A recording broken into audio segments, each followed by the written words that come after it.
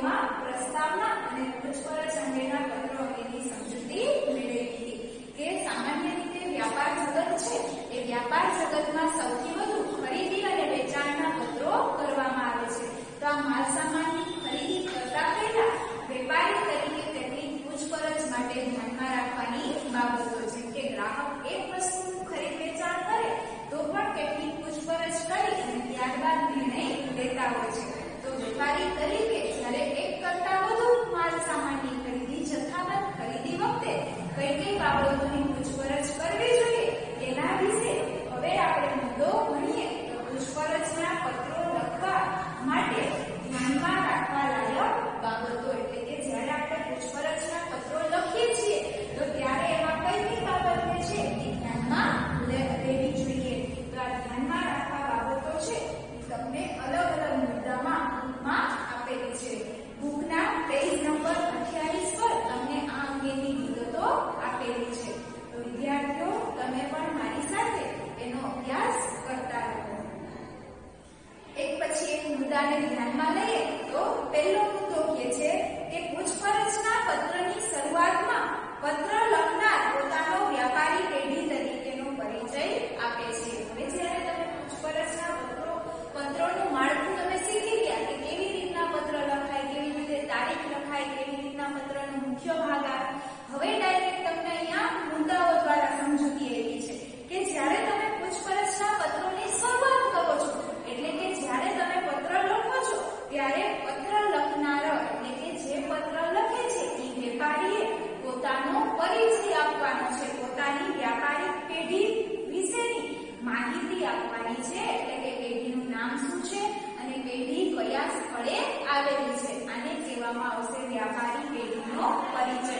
એટલે કે પત્રની શરૂઆત જ્યારે તમે કરો છો પૂછપરછના ત્યારે તમારે વેપારી પેઢી તરીકેનો પરિચય આપવો છો પ્રથમ. બીજા મુદ્દામાં કહે છે પૂછપરછના પત્રનું અનુસંધાન એટલે કે તે પત્ર જાહેરાતના અનુસંધાનમાં વેપારી ડિરેક્ટરની વિગતના આધારે કે કોઈની ભલામણના આધારે લખાયો છે તે દર્શાવવો જોઈએ. બીજી વિગતમાં શું કહે છે કે તમે પત્ર લખવાનું અનુસંધાન એટલે કે ઇન્ટેન્શન, તમારું હેતુ શું છે પત્ર લખવાનો, કે તમે જાહેરાત માટે પત્ર લખો છો, માલ સામાનની ખરીદી માટે પત્ર લખો છો, વેચાણ કરવા માટે જાહેરાત કરો છો એના અનુસંધાનમાં પત્ર લખો છો.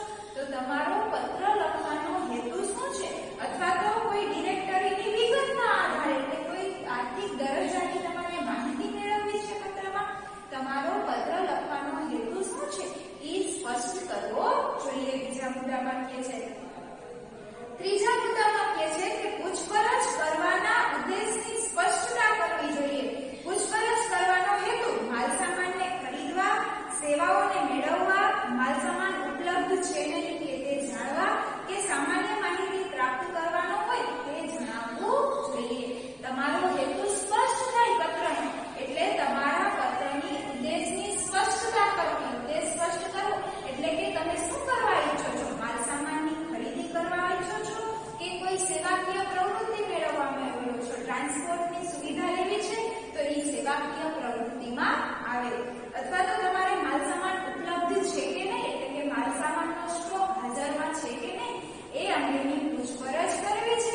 તો કઈ બાબતની પૂછપરછ કરો છો તે અંગેની સ્પષ્ટતા કરવામાં આવે છે. એના પછીના મુદ્દામાં કહે છે કે જે વસ્તુ મંગાવી હોય તેનું વિગતવાર અને સ્પષ્ટ વર્ણન કરવું જોઈએ. માની લો તમે કાચના વસ્તુઓની માલ સામાનની ખરીદી કરવા માંગો છો તો કાચના માલ સામાનમાં કયા પ્રકારનો માલની ખરીદી કરવી છે, તમારે ડીશની ખરીદી કરવી છે, કોઈ પ્રકારની ખરીદી કરવી છે, ગ્લાસની ખરીદી કરવી છે, તો તમારે કયા પ્રકારના માલ સામાનની કેટલી ખરીદી કરવી છે એ અંગેની સ્પષ્ટતા કરવી જોઈએ. એટલે કે વસ્તુનું વિગતવાર વર્ણન કરવું જોઈએ. એટલે કે તમે માહિતી મેળવતો પત્ર લખો છો તો એ માહિતી માટે કેટલા નંગ જોઈએ છે, કેવો માલ જોઈએ છે, કયો કલર જોઈએ છે, આ બધી બાબતોની સ્પષ્ટતા કરવી જોઈએ. તેમાં પ્રાપ્ત થઈ શકે તેવી વિવિધતાનો ખ્યાલ મેળવવા માટે પૂછપરછ કરવી જોઈએ. એટલે કે તેમાં કેટલી વેરાયટીઓ આવે છે, કેટલા નમૂનામાં એ મળે છે એની માહિતી મેળવવી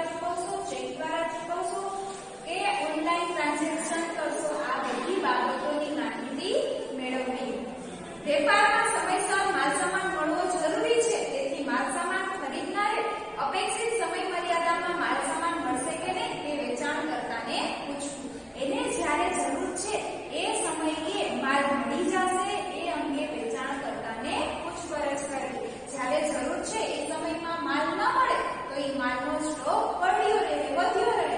તો એવું ન બને એટલા માટે સમયસર માલ મળી